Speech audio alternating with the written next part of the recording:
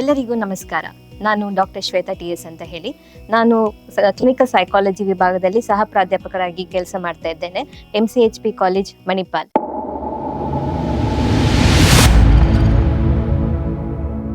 ಇವತ್ತು ನಾನು ನಿಮಗೆ ಮುಖ್ಯವಾದ ಒಂದು ವಿಚಾರದ ಬಗ್ಗೆ ಮಾತಾಡ್ಲಿಕ್ಕೆ ಇಷ್ಟಪಡ್ತೇನೆ. ಅದು ಯಾವ್ದಂತಂದ್ರೆ ಸ್ಟ್ರೆಸ್ ಅಂತಂದ್ರೆ ಒತ್ತಡ ಮತ್ತು ಅದನ್ನ ಹೇಗೆ ನಿರ್ವಹಣೆ ಮಾಡುವುದು ಅನ್ನೋ ವಿಚಾರದ ಬಗ್ಗೆ ಬಹಳವಾಗಿ ಮಾತಾಡ್ಲಿಕ್ಕೆ ಇಷ್ಟಪಡ್ತೇನೆ. ಯಾಕಂತಂದ್ರೆ ನೀವು ಸಾಮಾನ್ಯವಾಗಿ ಈಗ ನಿಮ್ಮ ಅಪರೂಪಕ್ಕೆ ಯಾರನ್ನೋ ಒಬ್ಬರನ್ನ ಮಾತಾಡ್ಸಿದ್ರಿ, ಏನು ತುಂಬಾ ಸಣ್ಣ ಆಗ್ಬಿಟ್ಟಿದ್ದೀರಿ, ಏನು ಬಹಳ ದಪ್ಪ ಆಗ್ಬಿಟ್ಟಿದ್ದೀರಿ, ಈ ತರ ಎಲ್ಲ ಕೇಳುವಂಥದ್ದು ಬಹಳ ಸಾಮಾನ್ಯವಾಗಿ ನಾವು ಕೇಳುವಂಥದ್ದು. ಅವ್ರನ್ನ ಮಾತಾಡ್ಸಿದಾಗ ಇಲ್ಲ ನನ್ಗೆ ಇತ್ತೀಚೆಗೆ ತುಂಬಾ ಒತ್ತಡ ಅಥವಾ ಇತ್ತೀಚೆಗೆ ತುಂಬಾ ಸ್ಟ್ರೆಸ್ ಆಗಿ ಈ ತರ ಆಗ್ಬಿಟ್ಟಿದೀನಿ, ಈ ತರ ಹೇಳ್ತಾರೆ. ಅಂದ್ರೆ ಈ ನಾವು ತಿಳ್ಕೊಬೇಕಾಗಿರುವಂತದ್ದು ಏನಪ್ಪಾ ಅಂತಂದ್ರೆ, ಈ ಸ್ಟ್ರೆಸ್ ಅಥವಾ ಒತ್ತಡ ಅನ್ನೋದು ಯಾರನ್ನೂ ಬಿಟ್ಟಿಲ್ಲ. ಅದು ಒಂದು ಸಣ್ಣ ಮಗುವಿಂದ, ಈಗ ಶಾಲೆಗೆ ಹೋಗೋ ಒಂದು ಮಗು ಇದ್ರೆ ಅವ್ರಿಗೆ ಶಾಲೆಗೆ ಹೋಗಿ ಎಕ್ಸಾಮ್ಗೆ ಬರೆಯೋದು ಅದು ಕೂಡ ಸ್ಟ್ರೆಸ್ ಆಗಿ ಕಂಡು ಬರ್ಬೋದು. ಅದೇ ವಯಸ್ಕರಲ್ಲಿ ಒಂದು ಸಣ್ಣದೊಂದು ಪಿಂಪಲ್ ಆದ್ರೂ ದೇ ಗೆಟ್ ಕನ್ಸರ್ನ್. ಅದು ಏನಕ್ಕಪ್ಪ ಅಂತಂದ್ರೆ ಅವರು ಸ್ಟ್ರೆಸ್ಸಿಗೆ ಒಳಗಾದಾಗ, ಹಾರ್ಮೋನ್ ಅಲ್ಲಿ ಬದಲಾವಣೆ ಆದಾಗ ಅವರಿಗೆ ಅದೊಂದು ಪಿಂಪಲ್ ಕೂಡ ನನ್ನ ಮುಖ ಚೆನ್ನಾಗಿ ಕಾಣ್ತಾ ಇಲ್ಲ ಅನ್ನೋ ಒಂದು ರೀತಿನಲ್ಲಿ ಅದು ಅವರಿಗೆ ಒತ್ತಡವಾಗಿ, ಅದು ಅವರ ಏನಂತಾರೆ ಭಾವನೆಗಳಿಗೆ ಧಕ್ಕೆ ಬರುವಂತದ್ದು. ಹಾಗೆ ಒಂದು ಈ ಒತ್ತಡ ಅನ್ನೋದು ಸಣ್ಣ ಮಗು ಇರ್ಬೋದು, ವಯಸ್ಕರಿರ್ಬೋದು, ಅಥವಾ ನಿವೃತ್ತಿ ಆಗಿರೋರಲ್ಲೂ ಇರ್ಬೋದು. ಯಾಕೆಂತಂದ್ರೆ ಅವರಿಗೆ ಹೇಗೆ ನನ್ನ ಮುಂದಿನ ಜೀವನ ಏನು ಅನ್ನೋ ಒಂದು ಆತಂಕ. ಸೊ ಈ ರೀತಿಯಾಗಿ ಯಾವುದೇ ಒಂದು ವಯಸ್ಸಿನ ವ್ಯಕ್ತಿಯನ್ನ ನೀವು ಮಾತಾಡ್ಸಿದ್ರು ಕೂಡ ಇತ್ತೀಚೆಗೆ ಮಾತಾಡೋದು ಬಹಳವಾಗಿ ನನಗೆ ಸ್ಟ್ರೆಸ್ ಆಗ್ತಾ ಇದೆ, ಒತ್ತಡ ಆಗ್ತಾ ಇದೆ ಅಂತ. ಹಾಗಾಗಿ ಇವತ್ತು ಅದರ ಬಗ್ಗೆ ನಾವು ತಿಳ್ಕೊಳ್ಳಕ್ಕೆ ಪ್ರಯತ್ನ ಪಡೋಣ. ಈಗ ಈ ಒತ್ತಡ ಅಂತಂದ್ರೆ ಏನು ಅದನ್ನ ನಾವು ತಿಳ್ಕೊಳ್ಳೋಣ. ಈ ಒತ್ತಡ ಅಂತಂದ್ರೆ ಯಾವುದೇ ಒಂದು ವಿಚಾರವನ್ನ ನಾವು ಹೇಗೆ ಅವಲೋಕಿಸುತ್ತೇವೆ. ಈಗ ಏನೋ ಒಂದು ಇನ್ಫಾರ್ಮೇಶನ್ ನಿಮ್ಮ ಮನಸ್ಸಿಗೆ ಬಂತು ಅಥವಾ ತಿಳಿಸಿದ್ರು, ಅದನ್ನ ನೀವು ಹೇಗೆ ಅದನ್ನ ಸ್ವೀಕರಿಸುತ್ತೀರಾ ಅದ್ರ ಮೇಲೆ ಆ ಒಂದು ಒತ್ತಡ ಡಿಪೆಂಡ್ ಆಗಿರುತ್ತೆ. ಈಗ ಆ ಯೋಚನೆ ನಾನು ಹೇಗೆ ಮಾಡ್ತೇನೆ, ಅದನ್ನ ಸಕಾರಾತ್ಮಕವಾಗಿ ಮಾಡ್ತೇನೆ ಅದ್ರ ಬಗ್ಗೆ, ಅಥವಾ ನಕಾರಾತ್ಮಕವಾಗಿ ಮಾಡ್ತೇನೆ, ಆ ಒಂದು ನಾನು ಹೇಗೆ ಆ ಒಂದು ವಿಚಾರವನ್ನ ಆಲೋಚನೆ ಮಾಡುತ್ತೇನೆ ಅದ್ರ ಮೇಲೆ ಅದು ನನಗೆ ಅದು ಒತ್ತಡವಾಗಿ ಕಂಡು ಬರ್ಬೋದು, ಇಲ್ಲದೆ ಇರ್ಬೋದು. ಸೊ ಹಾಗಾಗಿ ಈ ಒತ್ತಡ ಅಂತ ಈಗ ನಾವು ಯಾವ ವಿಚಾರದ ಮೇಲೆ ನಾವು ಸಕಾರಾತ್ಮಕವಾಗಿ ತಗೊಳ್ತೀವೋ ಅಥವಾ ನಕಾರಾತ್ಮಕವಾಗಿ ತಗೊಳ್ತೀವಿ ಅಂದ್ರೆ ಅದು ಸ್ಟ್ರೆಸ್ ಆಗಿರ್ಬೋದು ಅಥವಾ ಡಿಸ್ಟ್ರೆಸ್ ಅಂದಿರ್ಬೋದು. ಅಂದ್ರೆ ಈ ಒಂದು ನಾವು ಏನಂತೇವೆ ಈ ಒತ್ತಡ ಅದನ್ನ ಎರಡು ರೀತಿಯಾಗಿ ನೋಡ್ಬೋದು. ಈ ಸಕಾರಾತ್ಮಕವಾದಂಥದ್ದು ಸಾಮಾನ್ಯವಾಗಿ ಖುಷಿ ಕೊಡುವಂಥದ್ದು. ಯಾಕಂದ್ರೆ ಒಂದು ಯಾವುದೇ ವ್ಯಕ್ತಿಗೆ, ಈಗ ಉದಾಹರಣೆಗೆ ಅವರಿಗೆ ಮದುವೆ ಫಿಕ್ಸ್ ಆಗಿರ್ಬೋದು, ಅದು ಕೂಡ ಒಂದ್ ರೀತಿನಲ್ಲಿ ಖುಷಿ ಇರ್ಬೋದು, ಆದ್ರೂ ಕೂಡ ಆ ವ್ಯಕ್ತಿಗೆ ಮನಸ್ಸಿನಲ್ಲಿ ಒಂದ್ ರೀತಿನಲ್ಲಿ ಟೆನ್ಷನ್, ಹೇಗಪ್ಪ ನನ್ನ ಮುಂದಿನ ಜೀವನ, ಇದು ನನ್ನ ಒಂದು ಜೀವನದ ಒಂದು ದೊಡ್ಡ ನಿರ್ಧಾರ, ನಾನು ಮಾಡಿದ ಸರಿನಾ ಅಲ್ವಾ ಅಂತ. ಆದ್ರೆ ಎಟ್ the end they are happy also. ಅದು ಒಂದ್ ರೀತಿನಲ್ಲಿ ಸ್ಟ್ರೆಸ್ ಇದ್ರೂ ಕೂಡ ಅದರಲ್ಲಿ ಎಂಜಾಯ್ಮೆಂಟ್ ಕಾಣುವಂಥದ್ದನ್ನ ನಾವು ಸ್ಟ್ರೆಸ್ ಅಂತಾಗಿ ಕಾಣ್ತೇವೆ. ಅದೇ ಡಿಸ್ಟ್ರೆಸ್ ಅನ್ನೋದು ಯಾವುದೇ ಒಂದು ಆಘಾತದ ಸುದ್ದಿ ಆದಾಗ ಅಥವಾ ಬೇರೆ ಒಂದು ವಿಚಾರವಾದಾಗ ಅದು ಅವರಿಗೆ ಒಂದು ರೀತಿಯಲ್ಲಿ ಮಾನಸಿಕವಾಗಿ ಅವರ ಮನಸ್ಸಿನ ಮೇಲೆ ಪ್ರಭಾವ ಬೀರಿದಾಗ ಅದು ಏನಾಗುತ್ತೆ, ಅದು ನಕಾರಾತ್ಮಕವಾಗಿ ಅಂದ್ರೆ ನೆಗೆಟಿವ್ ಆಗಿ ಅದು ಕನ್ವರ್ಟ್ ಆಗೋ ಸಾಧ್ಯತೆ ಕಂಡು ಬರುತ್ತೆ. ಈಗ ನಾವು ಒತ್ತಡ ಅಂದ್ರೆ ಏನಂತ ತಿಳ್ಕೊಂಡ್ವಿ, ಹಾಗೆ ಅದರಲ್ಲಿ ವಿಧವನ್ನ ನಾವು ತಿಳ್ಕೊಂಡ್ವಿ. ಆದ್ರೆ ಈ ಒತ್ತಡ ಅಂತ ಬಂದಾಗ ನಾವು ಹೇಗೆ ಪ್ರತಿಕ್ರಿಯಿಸ್ತೀವಿ ಅನ್ನೋದು ಪ್ರತಿಯೊಬ್ಬ ವ್ಯಕ್ತಿ ಮೇಲೂ ಕೂಡ ಡಿಪೆಂಡ್ ಆಗಿರುತ್ತೆ. ಈಗ ಉದಾಹರಣೆಗೆ ಅದು ಫೈಟಿಂಗ್ ಇಟ್, ಈಗ ಒಂದು ಸಮಸ್ಯೆ ಬಂತು, ಅದನ್ನ ನಾನು ಹೇಗೆ ಅದನ್ನ ನಿರ್ವಹಿಸ್ಬೇಕು ಅಂತ ಹೇಳಿ ಎದುರಿಸುವಂತ ಶಕ್ತಿ. ಸೊ ಒಬ್ರು ಅದನ್ನ ಚಾಲೆಂಜಿಂಗ್ ಆಗಿ ತಗೊಳ್ಬಹುದು. ಅದೇ ಇನ್ನೊಬ್ಬ ವ್ಯಕ್ತಿ ಅದು ನಂಗೆ ಬೇಡ, ತುಂಬಾ ಟೆನ್ಷನ್ ಆಗ್ತಿದೆ ಅಂತ ಹೇಳಿ ಅದನ್ನ ಅಂದ್ರೆ ಅದರಿಂದ ಎಸ್ಕೇಪ್ ಆಗುವಂಥದ್ದು. ಈಗ ಓಕೆ, ಅದೊಂದು ಯಾವುದೋ ಒಂದು ಉತ್ತಮ ಜವಾಬ್ದಾರಿ ಅಂತ ಒಂದು ಪೊಸಿಷನ್ ಕೊಟ್ರೆ ನಾನು ಪ್ರಮೋಷನ್ ತಗೊಂಡ ಅಂತ ಮುಂದಕ್ಕೆ ಹೋದ್ರೆ ನನಗೆ ತುಂಬಾ ಚಾಲೆಂಜಸ್ ಎದುರಾಗುತ್ತೆ. ಅದ್ರ ಬದಲು ನಾನು ಪ್ರಮೋಷನ್ನೇ ತಗೊಳ್ಳೋದಿಲ್ಲ, ನಾನು ಇದೇ ಒಂದು ಜಾಬ್ ಅಲ್ಲಿ ನಾನು ನಿರ್ಧಾರ ಮಾಡಿ ಕಂಟಿನ್ಯೂ ಮಾಡ್ತೀನಿ ಅಂತ ಹೇಳಿ. ಸೊ ಹೀಗೆ ಅದನ್ನ ಎಸ್ಕೇಪ್ ಆಗೋನು ಇರ್ಬೋದು. ಅಥವಾ ಕೆಲವೊಂದು ಜನ ಅದಕ್ಕೆ ಹೇಗೆ ಸ್ಪಂದಿಸ್ಬೇಕಂತ ಆಗ್ದಿರ ಇರ್ಬೋದು. ಅಂದ್ರೆ they get freezed. So how I will react to any given situation ಅಂತ ಹೇಳಿ.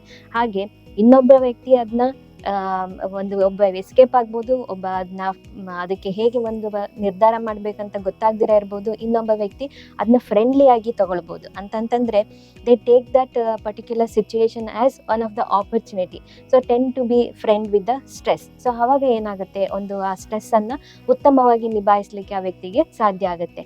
ಸೊ ಹಾಗೆ ಹಲವಾರು ವ್ಯಕ್ತಿಗಳು ಅದೇ ಒಂದು ಸಮಸ್ಯೆಯನ್ನ ಬೇರೆ ಬೇರೆ ರೀತಿಯಲ್ಲಿ ಅವರ ಮನಸ್ಸಿಗೆ ತಗೊಳ್ತಾರೆ ಅನ್ನೋದು ನಾನು ಹೇಳಲಿಕ್ಕೆ ಇಷ್ಟಪಡ್ತೇನೆ. ಸೊ ಈಗ ಇದೆಲ್ಲ ನಾವು ತಿಳ್ಕೊಂಡ್ವಿ, ಅಂದ್ರೆ ಹೇಗೆ ಅದನ್ನ ನಾವು ಒಬ್ಬ ವ್ಯಕ್ತಿ ಒಂದು ಸ್ಟ್ರೆಸ್ಸಿಗೆ ಅಥವಾ ಒತ್ತಡಕ್ಕೆ ಅವನು ರಿಯಾಕ್ಟ್ ಮಾಡ್ತಾನೆ ಅಂತ ಹೇಳಿ.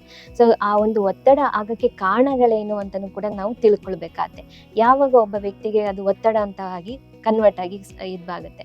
ಈಗ ಸಾಮಾನ್ಯವಾಗಿ ಒಬ್ಬ ವ್ಯಕ್ತಿಗೆ, ಈಗ ನಮ್ಮ ಕನ್ನಡದಲ್ಲಿ ಗಾದೆ ಇದೆ, ಹಾಸಿಗೆ ಇದ್ದಷ್ಟು ಕಾಲ್ ಚಾಚು ಅಂತ. ಜನ ಏನ್ ಮಾಡ್ತಾರೆ, ಅದಕ್ಕಿಂತ ಆಸೆ ಮೀರಿ ಕೆಲವು ಸಲ ಅವರು ಕೆಲವೊಂದು ಸಲ ಸಾಲಗಳನ್ನ ಮಾಡುವಂಥದ್ದು, ಅಥವಾ ಒಂದು ಏನಾದ್ರು ಒಂದು ವಸ್ತುಗಳನ್ನ ಕೊಂಡ್ಕೊಳಕ್ಕಾಗುವಂಥದ್ದು. ಈಗ ಉದಾಹರಣೆಗೆ ಈಗ IT BT ಕಂಪನಿನಲ್ಲಿ ಓಕೆ ನನಗೊಂದು ಜಾಬ್ ಆಯ್ತು, ನನಗೆ ಪ್ರತಿ ತಿಂಗಳು ಇಷ್ಟು ಸಂಬಳ ಬರುತ್ತೆ ಅಂತ ಹೇಳಿ ಕೆಲವರು ಫ್ಲಾಟ್ ಪರ್ಚೇಸ್ ಮಾಡುವಂಥದ್ದು ಇಂಥದ್ದೆಲ್ಲ ಮಾಡಿರ್ತಾರೆ, ನೀವು ಗಮನಿಸಿರ್ಬೋದು. ಸೊ ಆಮೇಲೆ ಏನಾಯ್ತು, ಸಡನ್ ಆಗಿ ಅವರಿಗೊಂದು ನೋಟಿಸ್ ಬರ್ತದೆ, ಆಫ್ಟರ್ 1 year 2 year ನಿಮಗೆ ಸರ್ವಿಸ್ ಇಂದ ತೆಗೆದಿದ್ದಾರೆ, ಲೇ ಆಫ್ ಅಂತ ಹೇಳಿ. ಸೊ ಅದು ಅವರು ಕಮಿಟ್ ಆಗಿದ್ದೇನು, ನನಗೆ ಆ ಒಂದು ಜಾಬ್ ಇದೆ, ನನಗೆ ಆಗ್ತದೆ ಅದನ್ನ ತೀರ್ಸ್ಲಿಕ್ಕೆ ಅಂತ ಹೇಳಿ. ಸೊ ಹಾಗಾಗಿ ಕೆಲವೊಂದು ಸಲ ಪ್ಲಾನಿಂಗ್ ಅಲ್ಲಿ ಹೆಚ್ಚು ಕಮ್ಮಿ ವೇರಿಯೇಷನ್ಸ್ ಆದಾಗ ಏನಾಗುತ್ತೆ, ಸಡನ್ ಆಗಿ ಅಂತ ಒಂದು ಸನ್ನಿವೇಶ ಸಂದರ್ಭಗಳನ್ನ ಬಂದಾಗ ಒಬ್ಬ ವ್ಯಕ್ತಿ ಅದನ್ನ ಒತ್ತಡವಾಗಿ ಅದು ಅವರಿಗೆ ಕಂಡು ಬರ್ಬೋದು. ಸೊ ಹಾಗೆ ಒಂದು ಹಣಕಾಸಿನ ಮುಗ್ಗಟ್ಟು ಬಂದಾಗ ವ್ಯಕ್ತಿಗೆ ಒಂದು ಈ ತರ ಸಮಸ್ಯೆ ಆಗ್ಬೋದು. ಅದಕ್ಕಿಂತ ಜಾಸ್ತಿಯಾಗಿ ನಾವೆಲ್ಲ ಈಗ ತಿಳ್ಕೊಬೇಕಾದ್ರೆ we are all human being at the end. So we all look for some amount of attachment. So ಹಾಗಾಗಿ ಏನಾಗುತ್ತೆ, ನಮ್ಮದೇ ಆದ ರೀತಿಯಲ್ಲಿ ನಾವು ನಮ್ಮ ಒಂದು ಏನಂತಾರೆ ಸಂಪರ್ಕವನ್ನ, ಈಗ ನಮ್ಮದು ತಂದೆ ತಾಯಿ ರಿಲೇಶನ್ಶಿಪ್ ಇರ್ಬೋದು, ಅಥವಾ ಹಸ್ಬೆಂಡ್ ಅಂಡ್ ವೈಫ್ ರಿಲೇಶನ್ಶಿಪ್ ಇರ್ಬೋದು, ಅಥವಾ ಒಂದು ಸಂಗಾತಿಯಾಗಿ ಇದಿರ್ಬೋದು. ಸೊ ಯಾವಾಗ ಈ ಒಂದು ಪ್ರೀತಿ ಪಾತ್ರರಲ್ಲಿ ಸ್ವಲ್ಪ ಸಮಸ್ಯೆಗಳು ಎದುರಾಗುತ್ತೆ, ಅವಾಗ ನಾವು ಏನೇ ಅಚೀವ್ ಮಾಡಿದ್ರು ಕೂಡ ಅದನ್ನ ಒಂದು ಖುಷಿ ಪಡ್ಲಿಕ್ಕೆ ಆ ಒಂದು ವ್ಯಕ್ತಿಗಳು ಇಲ್ಲದೆ ಇದ್ದಾಗ್ಲೂ ಕೂಡ ಅದು ಒಂದು ರೀತಿಯಲ್ಲಿ ಅಂದ್ರೆ ಸಮಸ್ಯೆಗಳು ಈ ವಿಚಾರವಾಗಿ ಬಂದಾಗ ಏನಾಗುತ್ತೆ, ಅದು ಒಂದು ರೀತಿಯಲ್ಲಿ ಅವರಿಗೆ ಒತ್ತಡವಾಗಿ ಕನ್ವರ್ಟ್ ಆಗ್ಲಿಕ್ಕೆ ಶುರು ಆಗುತ್ತೆ. ಸೊ ಅದರಿಂದ ಏನಾಯ್ತು, ಮ್ಯಾರೈಟಲ್ ರಿಲೇಶನ್ಶಿಪ್ ಅಲ್ಲಿ ಪ್ರಾಬ್ಲಮ್ ಬರ್ಬೋದು, ಅಥವಾ ತಂದೆ ತಾಯಿ ಮತ್ತೆ ಮಕ್ಕಳಲ್ಲಿ ಕೂಡ ಒಂದಷ್ಟು ಸಮಸ್ಯೆಗಳು ಬರುವಂತದ್ದು, ಅಥವಾ ವಿರಸ ಇರ್ಬೋದು. ಸೊ ಹೀಗೆ ಅದು ಒತ್ತಡವಾಗಿ ಕನ್ವರ್ಟ್ ಆಗಕ್ಕೆ ಸಾಧ್ಯ. ಸೊ ಇದೆಲ್ಲದ್ರ ಜೊತೆಗೆ ಇನ್ನ ಬೇರೆ ಬೇರೆ ಕಾರಣಗಳಂತಂದ್ರೆ ಅದು ಈಗ ನಾನೀಗ ಆಲ್ರೆಡಿ ಹೇಳಿದ ಹಾಗೆ ಯಾವುದೇ ಒಂದು ವಿಚಾರವನ್ನು ಒಬ್ಬ ವ್ಯಕ್ತಿ ಹೇಗೆ ಆಲೋಚನೆ ಮಾಡ್ತಾನೆ ಅದ್ರ ಮೇಲೆ ಕೂಡ ಡಿಪೆಂಡ್ ಆಗಿರುತ್ತೆ, ಅದು ಒತ್ತಡವಾಗಿ ಆಗುತ್ತಾ, ಅದು ಕನ್ವರ್ಟ್ ಆಗುತ್ತಾ ಇಲ್ವಾ ಅನ್ನೋದು. ಸೊ ಹಾಗಾಗಿ ಈ ಒತ್ತಡ ಅಂತಾನೆ ನಾವು ನಕಾರಾತ್ಮಕವಾಗಿ ತಗೊಳ್ಬೇಕಂತ ಏನಿಲ್ಲ. ಅಂದ್ರೆ ಮಿನಿಮಮ್ ಒತ್ತಡ ಇಲ್ಲ ಅಂತಂದ್ರೆ ನಾವ್ ಯಾರೂನು ಅದನ್ನ ಚಾಲೆಂಜಿಂಗ್ ಆಗಿ ತಗೊಳ್ಳೋದು ಇಲ್ಲ, ಮತ್ತೆ ಅದಕ್ಕೆ ತಕ್ಕಂತ ಒಂದು ಪ್ರಿಪರೇಷನ್ಸ್ ಏನ್ ಬೇಕಿರುತ್ತೆ ಅದನ್ನು ಕೂಡ ನಾವು ಮಾಡ್ಲಿಕ್ಕೆ ಆಗಲ್ಲ. ಸೊ ಹಾಗಾಗಿ ಈಗ ನಾವು ಕಾರಣಗಳು ಯಾವ ಕಾರಣಕ್ಕೆ ನಮ್ಗೆ ಒತ್ತಡ ಆಗ್ಬೋದು ಒಬ್ಬ ವ್ಯಕ್ತಿಗೆ ಅಂತ ಹೇಳಿ ನಾವು ತಿಳ್ಕೊಂಡ್ವಿ. ಈಗ ಮುಂದಿನ ವಿಚಾರವಾಗಿ ನಾನು ಹೇಳಲಿಕ್ಕೆ ಇಷ್ಟಪಡೋದು ಅಂತ, ಸೊ ಈಗ ಯಾವ ಕಾರಣಗಳಿಂದ ನಮ್ಗದು ಒತ್ತಡ ಆಗ್ಬೋದು ಅಂತ ಹೇಳಿ ನಾವು ತಿಳ್ಕೊಂಡ್ವಿ. ಈಗ ಈ ಒತ್ತಡದಿಂದ ಏನೆಲ್ಲ ಸಮಸ್ಯೆಗಳಾಗ್ತದೆ ಅಂತ, ಒತ್ತಡಕ್ಕೆ ಕಾರಣಗಳು ತಿಳ್ಕೊಂಡ್ವಿ, ಆದ್ರೆ ಅದರಿಂದ ಆದಂತ ನಮ್ಮ ಮೇಲೆ ಪರಿಣಾಮ ಏನಂತಂದ್ರೆ, ಒಂದು ನಾವು ತಿಳ್ಕೊಬೇಕಾದ್ರೆ it is affecting our mental health. ಅಂದ್ರೆ ಒಬ್ಬ ವ್ಯಕ್ತಿ ಹೇಳ್ಬೋದು, ನಂಗೆ ತುಂಬಾ ಸ್ಟ್ರೆಸ್ ಆಗಿರೋದ್ರಿಂದ ನನಗೆ ಕಾನ್ಸಂಟ್ರೇಟ್ ಮಾಡೋಕ್ಕಾಗಲ್ಲ, ಅಥವಾ ನನಗೆ ಅಟೆನ್ಷನ್ ಫೋಕಸ್ ಮಾಡೋಕ್ಕಾಗಲ್ಲ. ಸೊ ಹಾಗಾಗಿ ಮುಂಚೆಯಷ್ಟು ಕೆಲಸ ನನಗೆ ಫಾಸ್ಟ್ ಆಗಿ ಅಥವಾ ಪರ್ಫಾರ್ಮೆನ್ಸ್ ಅಲ್ಲಿ ನನಗೆ ಪ್ರೊಡಕ್ಟಿವಿಟಿನಲ್ಲಿ ತುಂಬಾ ಕಾಂಪ್ರಮೈಸ್ ಆಗ್ತಾ ಇದೆ ಅಂತ ಹೇಳಿ. ಸೊ ಹಾಗೆ ಒಂದು ವ್ಯಕ್ತಿಗೆ ಅದು ಒಂದು ರೀತಿಯಲ್ಲಿ ಮೆಂಟಲ್ ಹೆಲ್ತ್ ಮೇಲೆ, ನಮ್ಮ ಮಾನಸಿಕ ಆರೋಗ್ಯದ ಮೇಲೂ ಕೂಡ ಪ್ರಭಾವ ಬೀರುತ್ತೆ. ಸೊ ತುಂಬಾ ಜನ ಏನಂತ ಅನ್ಕೊಳ್ತಾರೆ ಅಂದ್ರೆ, ಅಯ್ಯೋ ಅದೇನು ತುಂಬಾ ಏನು ತೊಂದರೆ ಅಲ್ಲ, ಸರಿ ಮಾಡ್ಕೊಳ್ಬಹುದು ಅಂತ ಹೇಳಿ ನೆಗ್ಲೆಕ್ಟ್ ಮಾಡ್ತಾರೆ. ಹೀಗೆ ಅದೊಂದು ಮಾನಸಿಕ ಸಮಸ್ಯೆಯನ್ನ ನೆಗ್ಲೆಕ್ಟ್ ಮಾಡಿದಾಗ ಏನಾಗುತ್ತೆ, ಅದು ನಮ್ಮ ದೈಹಿಕ ಸಮಸ್ಯೆಯನ್ನು ಕೂಡ ಅದಕ್ಕೆ ಕಾರಣ ಆಗುತ್ತೆ. ಉದಾಹರಣೆಗೆ ಈಗ ನಮ್ಗೆ ಅದು ಶುಗರ್ ಇರ್ಬೋದು, ಅಥವಾ BP ಇರ್ಬೋದು, ಇದೆಲ್ಲ ಈ ಡಯಾಬಿಟಿಸು, ಇದೆಲ್ಲ ನಾವು ಲೈಫ್ ಸ್ಟೈಲ್ ಡಿಸಾರ್ಡರ್ ಅಂತ ಹೇಳಿ ಕರಿತೇವೆ, ಅಥವಾ ಒಂದು ಒಬೇಸಿಟಿ ಅಂದ್ರೆ ತೂಕ ಜಾಸ್ತಿ ಆಗುವಂಥದ್ದು. ಸೊ ಇದೆಲ್ಲ ಕಾರಣಗಳು ಏನಕ್ಕಾಗುತ್ತೆ ಅಂದ್ರೆ, ಆ ಒಂದು ಒತ್ತಡದ ಪರಿಣಾಮವಾಗಿ ದೇಹ ರಿಯಾಕ್ಟ್ ಮಾಡಿದಾಗ ಅವರ ಹಾರ್ಮೋನ್ಗಳಲ್ಲಿ ಮತ್ತೆ ಅದೆಲ್ಲ ಇಂಬ್ಯಾಲೆನ್ಸ್ ಕ್ರಿಯೇಟ್ ಆಗಿದಾಗ ಏನಾಗುತ್ತೆ, ಆ ಒಂದು ವ್ಯಕ್ತಿಯ ದಿನಚರಿಯಲ್ಲಿ ಕೂಡ ಡಿಸ್ಟರ್ಬೆನ್ಸ್ ಆಗುತ್ತೆ. ಸೊ ಇದೆಲ್ಲನೂ ಕಾರಣ ಆದಾಗ ವ್ಯಕ್ತಿಯ ನಿದ್ರೆಗೂ ಕೂಡ ತೊಂದರೆಯನ್ನ ತಂದು ಕೊಡುತ್ತೆ. ಸೊ ಯಾವಾಗ ಒಬ್ಬ ವ್ಯಕ್ತಿಗೆ 7-8 ಗಂಟೆ ನಿದ್ದೆ ಮಿನಿಮಮ್ ಸಾಕಾಗ್ಲಿಕ್ಕಿಲ್ಲ, ಅವಾಗ ಏನಾಗುತ್ತೆ, ಅವನಿಗೆ ಪರ್ಫಾರ್ಮೆನ್ಸ್ ಅಂದ್ರೆ ಕಾನ್ಸಂಟ್ರೇಟ್ ಮಾಡ್ಲಿಕ್ಕೆ ಕೂಡ ಕಷ್ಟ ಆಗುತ್ತೆ, ಮತ್ತೆ ಆ ದಿನದ ಕೆಲಸವನ್ನು ನಿಭಾಯಿಸ್ಲಿಕ್ಕೂ ಕೂಡ ಕಷ್ಟ ಆಗುತ್ತೆ. ಸೊ ಹಾಗಾಗಿ ಇದು ದೈಹಿಕ ಪರಿಣಾಮ ಮತ್ತೆ ಮಾನಸಿಕ ಪರಿಣಾಮಕ್ಕೂ ಕೂಡ ಕಾರಣ ಆಗುತ್ತೆ ಅಂತ ಹೇಳಲಿಕ್ಕೆ ನಾನು ಇಷ್ಟಪಡ್ತೇನೆ. ಸೊ ಹೀಗೆ ಬೇರೆ ರೀತಿಯಾಗಿ ಹೇಗೆ ಈ ಒಂದು ಸ್ಟ್ರೆಸ್ ನಮಗೆ ಕಾರಣ ಆಗುತ್ತೆ ಅಂತ ನಾವು ತಿಳ್ಕೊಂಡ್ವಿ. ಈಗ ಅದನ್ನ ಹೇಗೆ ನಿಭಾಯಿಸೋದು ಅಥವಾ ಹೇಗೆ ಅದಕ್ಕೆ ಪರಿಹಾರ ಕಂಡುಕೊಳ್ಳೋದು, ಒಂದು ನಾವು ಯಾವಾಗ ನಮಗೆ ಅದು ಒತ್ತಡ ಅಂತ ಅನ್ನಿಸ್ತಾ ಇದೆ, ಮೇನ್ ನಾವು ಕಂಡುಕೊಳ್ಬೇಕಾದ್ರೆ what is the root cause, ನನಗೆ ಯಾಕೆ ಇದು ಒಂದು ಸಮಸ್ಯೆ ಒತ್ತಡ ಆಗ್ಲಿಕ್ಕೆ ಕಾರಣ, ಸೊ ಅದನ್ನ ನಾನು ಹೇಗೆ ಅದನ್ನ ಸರಿಪಡಿಸ್ಕೋಬಹುದು ಅಂತ ಹೇಳಿ ಒಂದು ರೂಟ್ ಕಾಸ್ನ ಐಡೆಂಟಿಫೈ ಮಾಡುವಂಥದ್ದು. ಸೊ ಆವಾಗ ಏನಾಗುತ್ತೆ, ಪ್ರಾಬ್ಲಮ್ನ ನಾವು ಫೇಸ್ ಮಾಡಲಿಕ್ಕೆ, ನಾವು ಸವಾಲನ್ನ ಸ್ವೀಕರಿಸಲಿಕ್ಕೆ ರೆಡಿ ಇದ್ದೀವಿ ಅಂತ ಹೇಳಿ. ಸೊ ಅದನ್ನ ಮಾಡೋದ್ರ ಜೊತೆಗೆ ನಾವೇನ್ ಮಾಡಬೇಕು, ನಮ್ಮ ದಿನಚರಿಯನ್ನ, ಈಗ ನಮ್ಗೇನಾಗುತ್ತೆ ತುಂಬಾ ಟೆನ್ಷನ್ ಆದಾಗ ಅಥವಾ ಕೆಲಸ ಕ್ಲಿಷ್ಟವಾಗಿದೆ, ಕಷ್ಟವಾಗಿದೆ ಅಂತ ನಾವ್ ಏನ್ ಮಾಡ್ತೀವಿ, ನಾವು ನಾಳೆ ಮಾಡೋಣ ಅಂತ ಹೇಳಿ ಮುಂದಾಗ್ತೀವಿ. ಅವಾಗ ಏನಾಯ್ತು, ಎಲ್ಲ ಕೆಲಸನೂ ಒಟ್ಟಿಗೆ ಆದಾಗ ಸಡನ್ ಆಗಿ ನಿಮ್ಗೆ ಅದನ್ನ ಆರ್ಗನೈಸ್ ಮಾಡ್ಕೊಳಕ್ ಆಗೋದಿಲ್ಲ. ಯಾವಾಗ ನೀವು ಒಂದು ಕೆಲಸವನ್ನ ದಿನನಿತ್ಯ ಅಲ್ಲಿದೆ ಸಮಸ್ಯೆಯನ್ನ ಕಂಪ್ಲೀಟ್ ಮಾಡ್ಕೊಳ್ತೀರಿ, ಅವಾಗ ಆರ್ಗನೈಸ್ ಮಾಡ್ಕೊಂತ ಹೋಗ್ತೀರಿ, ನಿಮ್ಗೆ ಎಲ್ಲ ಕೆಲಸನೂ ಒಟ್ಟಿಗೆ ಬಂದು ಬೀಳೋದಿಲ್ಲ. ಅವಾಗ ಏನಾಯ್ತು, ನಿಮ್ಗೆ ಅದು ಸ್ವಲ್ಪ ಮಟ್ಟಿಗೆ ಒತ್ತಡವನ್ನ ಕಡಿಮೆ ಮಾಡ್ಲಿಕ್ಕೆ ಕೂಡ ಕಾರಣ ಆಯ್ತು. ಇದೆಲ್ಲದ್ರ ಜೊತೆಗೆ ನಾವು ಸಹಾಯ ಕೇಳೋದಕ್ಕೆ ತುಂಬ ಮುಜುಗರ ಮಾಡ್ತೀವಿ.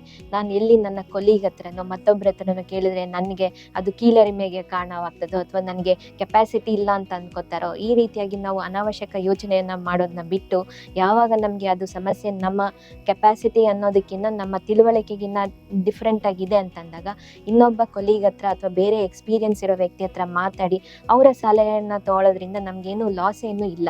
ಸೊ ಅದರಿಂದ ಏನಾಗುತ್ತೆ, ನಮ್ಗೆ ಇನ್ನೂ ಒಂದು ರೀತಿಯಲ್ಲಿ ಟಿಪ್ಸ್ ಸಿಗುತ್ತೆ. ಸೊ ಹಾಗಾಗಿ ನಾವು ಸಮಯವನ್ನು ಹಾಳು ಮಾಡೋದನ್ನ ಕಡಿಮೆ ಮಾಡ್ಬೋದು ಮತ್ತು ಎಫೆಕ್ಟಿವ್ ಆಗಿ ಪ್ರೊಡಕ್ಟಿವ್ ಆಗಿ ಹೇಗೆ ಒಂದು ಆ ಸಮಸ್ಯೆಯನ್ನು ಬಗೆಹರಿಸ್ಬೋದು ಅಂತ ಕೂಡ ನಾವು ನೋಡಲಿಕ್ಕೆ ಸಾಧ್ಯ ಆಗುತ್ತೆ. ಇದೆಲ್ಲದ್ರ ಜೊತೆಗೆ ದೈನಂದಿಕವಾಗಿ ನಾವು ಮಾಡಬೇಕಾಗಿರೋದಂತಂದರೆ ಟೈಮಿಗೆ ಸರಿಯಾಗಿ ಊಟ ತಿಂಡಿ ಮತ್ತು ನಿದ್ದೆಯನ್ನು ಮಾಡೋದು. ಏಕೆಂತಂದರೆ ಯಾವಾಗ ವ್ಯಕ್ತಿ ಅವನು ಊಟವನ್ನು ಸಮಯಕ್ಕೆ ಸರಿಯಾಗಿ ಮಾಡೋದಿಲ್ಲ, ಅವನ BPಯಲ್ಲಿ ಫ್ಲಕ್ಚುಯೇಷನ್ಸ್ ಆಗುತ್ತೆ. ಅವಾಗೇನಾಯಿತು, ಅವರಿಗೆ ತುಂಬ ಬೇಗ ಮುಂಗೋಪಕ್ಕೆ ಒಳಗಾಗುವಂಥದ್ದು, ಅಂದರೆ ಸಿಟ್ಟು, ಕೋಪ. ಅವಾಗೇನಾಯಿತು, ಸಡನ್ನಾಗಿ ಯಾವುದೋ ಒಂದು ಸನ್ನಿವೇಶ ಬಂದಾಗ ಅನಾವಶ್ಯಕ ಅದಕ್ಕೆ ರಿಯಾಕ್ಟ್ ಮಾಡುವಂಥದ್ದು. ಸೊ ಅವಾಗೇನಾಯಿತು, ನಿಮ್ಮ ಸ್ನೇಹಿತರು ಅಥವಾ ಕೊಲೀಗ್ಸ್ ಇನ್ನೊಂದು ದಿನ ನೀವು ಸಹಾಯ ಕೇಳಿದಾಗ ನಿಮಗೆ ಹೆಲ್ಪ್ ಮಾಡಲಿಕ್ಕೆ ಮುಜುಗರ ಪಡ್ತಾರೆ. ಯಾಕಂತಂದರೆ ಇದೇನಪ್ಪ ಈ ವ್ಯಕ್ತಿ ಈ ರೀತಿ ನನಗೆ ರಿಯಾಕ್ಟ್ ಮಾಡಿದ್ರು ಅಂತ ಹೇಳಿ. ಸೊ ಹಾಗಾಗಿ ನಾವು ಆದಷ್ಟು ನಮ್ಮ ಸಂಯಮವನ್ನು ಕಾಪಾಡ್ಕೊಳ್ಬೇಕಂತಂದರೆ ಸರಿಯಾದ ಸಮಯಕ್ಕೆ ಊಟ ತಿಂಡಿ ಮತ್ತು ನಿದ್ರೆಯನ್ನು ಮಾಡೋದು ಬಹಳ ಇಂಪಾರ್ಟೆಂಟ್. ಸೊ ಹೀಗೆ ನಾವು ಯಾವಾಗ ನಮ್ಮ ದೈಹಿಕವಾಗಿ ಹಾಗೂ ಮಾನಸಿಕವಾಗಿ ನಾವು ಸದೃಢರಾಗ್ತೇವೆ, ಆಗ ನಮ್ಮ ಒತ್ತಡವನ್ನು ನಾವು ಸಲೀಸಾಗಿ ನಿಭಾಯಿಸ್ಬೋದಂತ ನಾನು ಹೇಳಲಿಕ್ಕೆ ಇಷ್ಟಪಡ್ತೇನೆ. ಧನ್ಯವಾದಗಳು.